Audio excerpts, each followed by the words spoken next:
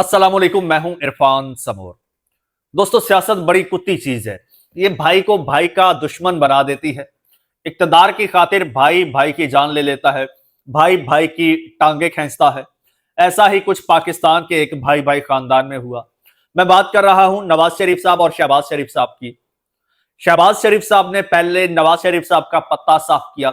अब नवाज शरीफ साहब शहबाज शरीफ साहब का पत्ता साफ करके उनकी जगह मरियम नवाज साहिबा की सीवी पेश करना चाहते थे।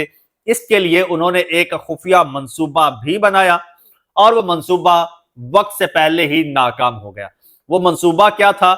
मियां साहब कहां जाके बैठे रहे और उसके बाद किस तरह से नाकाम हुआ, जिसके बाद मरियम नवाज साहिबा इस लंबी रेस से अब बाहर हो गई हैं। हाँ, अलबत्ता बिलावल भुट्टो जरदारी के वालिद साहब ने बड़ी समझदारी से अपने बेटे को इस रेस में इन कर लिया है। पूरी डिटेल आपको बताऊंगा, लेकिन उससे पहले नए आने वाले दोस्तों से गुजारिश है कि यह चैनल आपका अपना है। अगर अभी तक इसको सब्सक्राइब नहीं किया तो सब्सक्राइब जरूर कर लीजिए, बेल आइकन पर क्लिक कर दीजिए ताकि हर नई आने वाली वीडियो टाइमली आपको मौसूल हो जाए। दोस्तों, शहबाज शरीफ साहब वजीर आजम है, मरियम नवाज साहिबा पंजाब की वजीर आला है। अब शहबाज शरीफ साहब के बाद मरियम नवाज साहिबा जो पंजाब की वजीर आला हैं, उनकी नजरें अब वजारत उज़्मा पर हैं और उनके वालिद साहब की भी ये ख्वाहिश है कि मेरी बेटी अब वजारत उज़्मा की कुर्सी पर बैठे। दूसरी जानिब जरदारी साहब हैं, उनकी भी एक आखिरी ख्वाहिश है कि मैं अपनी जिंदगी में अपने बेटे को वजीर आजम की कुर्सी पर बैठा देख लूं। अब वजीर आला की कुर्सी पर बैठने में और वजीर आजम की कुर्सी पर बैठने में जमीन आसमान का फर्क है। वजीर आला की कुर्सी पर बैठने के लिए आपको अंदरूनी स्टैब्लिशमेंट के साथ बनानी पड़ती है, वहां पर सीवी पेश करनी पड़ती है और वहां से सीवी कबूल करवानी पड़ती है, जो कि मियां साहब बड़ी कामयाबी से अपनी बेटी की सीवी कबूल करवाने में कामयाब रहे और उन्हें वजारत आला की कुर्सी पर बिठा दिया। अब मियां साहब अपनी बेटी को चूंकि वजीर आजम बनाना चाहते थे और अपने भाई का पत्ता साफ करना चाहते थे, जिस तरह उनके भाई ने उनका पत्ता साफ किया।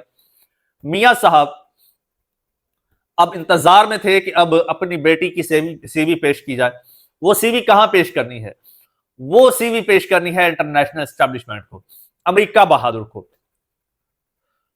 मियां साहब ने क्या किया है? अब मियां साहब के अपने इतने पर्सनल ताल्लुकात तो है नहीं कि बेटी का हाथ पकड़े अमेरिका पहुंच जाएं और बताएं कि जनाब ये हमारी बेटी है, बहुत लायक है, काबिल है और आपकी फर्माबरदार रहेगी, इसे वजीर आजम आप के लिए आप कंसीडर कीजिएगा। मियां साहब के अपने इतने ताल्लुकात नहीं है। हाँ, अलबत्ता जहां ताल्लुकात हैं वहां इंट्रोडक्शन होता है, वहां पर इंट्रोड्यूस करवाया जाता है।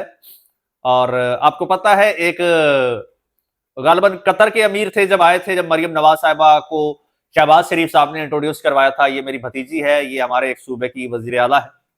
वो एक तस्वीर भी वायरल हुई थी और बड़ी तनकीद हुई थी। अब नवाज शरीफ साहब शहबाज शरीफ साहब को बाईपास करते हुए मरियम नवाज साहिबा को इंट्रोड्यूस करवाना चाहते थे अमेरिका के साथ।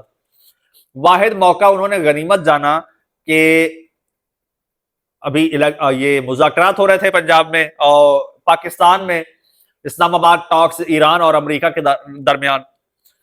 इस मौके का फायदा उठाते हुए मियां साहब ने कहा कि पहला दौर तो हाथ से निकल गया, दूसरे दौर में मैं इंट्रोड्यूस करवा दूंगा कि भाई ये भी हमारी एक कैंडिडेट है, इनको भी कंसीडर कीजिएगा।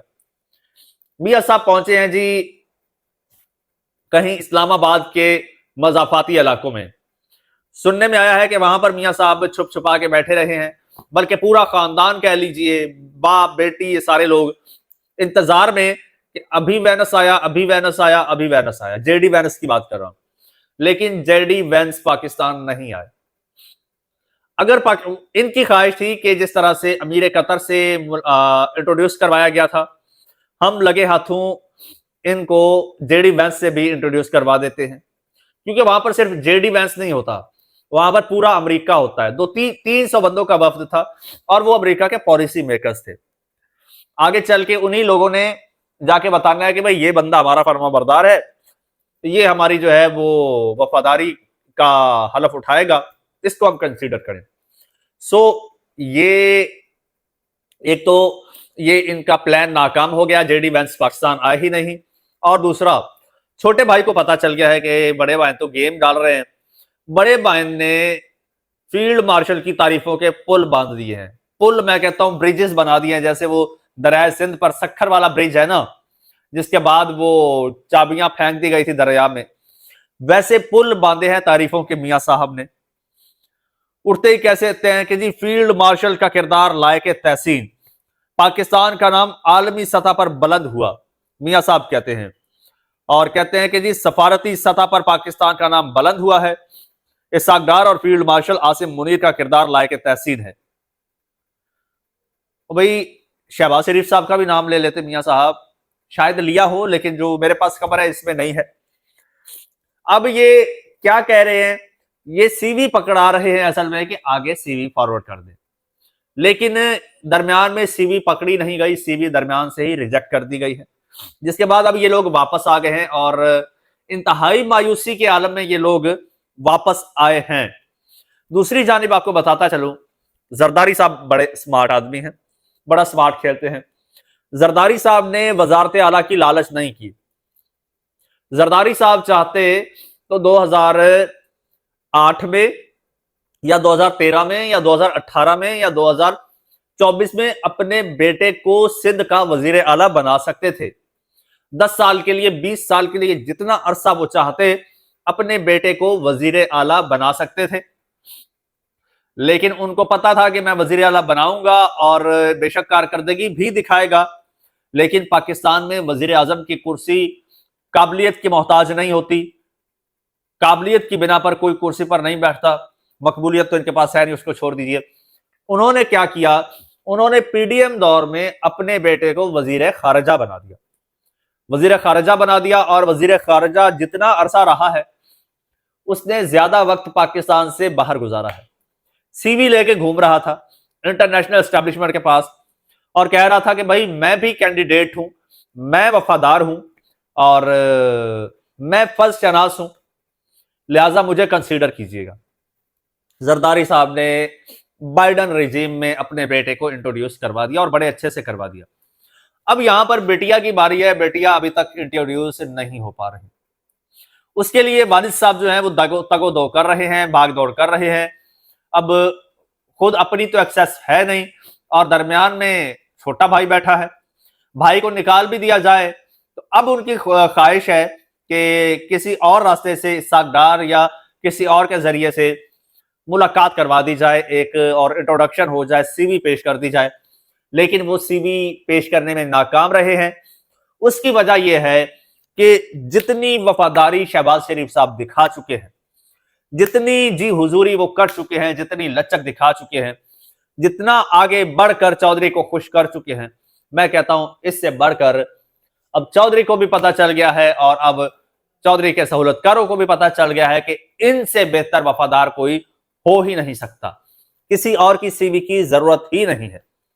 अब जब भी मौका मिला शहबाज साहब के पास बाद तो बिलावल का चांस बन सकता है अगर इमरान खान साहब का चांस ना बना इन केस। लेकिन मरियम नवाज साहिबा का चांस बनता नजर नहीं आ रहा। रास्ते की रुकावट बन गए हैं चचा जान। पहले मुज़ाकरात में चचा जान ने पूरी हर्डल क्रिएट की, भतीजी को इंट्रोड्यूस नहीं होने दिया। दूसरी बार वालिद साहब ने आसरा नहीं किया चचा का, वालिद साहब खुद जो है वो मज़ाफाती इलाके में जाके बैठ गए कि जैसे ही बैनर साहब आएंगे तो वैसे ही मैं इंट्रोडक्शन करवा दूंगा। और इस हवाले से इसहाक डार की बाकायदा खिदमात ली गई, उन्हें बाकायदा कायल किया गया कि भाई अब बेटिया को जो है वो वज़ीर आज़म बनाना है, वरना गेम हाथ से निकल जाएगी, पार्टी हाथ से निकल जाएगी। क्योंकि छोटा भाई जो है वो काफी मजबूत पोजीशन में आ चुका है और बेटी जो है कोई पता नहीं वज़ीर आला की कुर्सी पर कब तक बैठती है। हमारी पोजीशन बड़ी कमजोर है, लेकिन फिलहाल मामला नहीं बना। और आपको एक और बात बता दूं, अब ये एक मौका था, अब ये भी कोई पता नहीं कि अब दोबारा कभी जिंदगी में ये लोग इस्लामाबाद में इकट्ठे हों या ना हो, कभी अमेरिकी नायब सदर इस्लामाबाद में आए या ना आए, ये अब दूर दूर तक इसके चांसेस बहुत कम हैं। दोस्तों ये आज तक की अपडेट थी। एक और बड़ी वीडियो वायरल हो रही है मियां नवाज शरीफ साहब के हवाले से। वो वीडियो अभी तो मैंने आपको नहीं दिखानी, वो अगले वीलॉग में इंशाल्लाह मैं आपको दिखाऊंगा। उसके लिए जरूरी है कि आप आप इस चैनल को सब्सक्राइब करके रखें, बेल आइकन पर क्लिक कर दें ताकि जैसे ही वो अगली वीडियो डालूं वो फौरन आप तक पहुंच जाए। फिलहाल मुझे इजाजत दीजिए, अल्लाह हाफिज।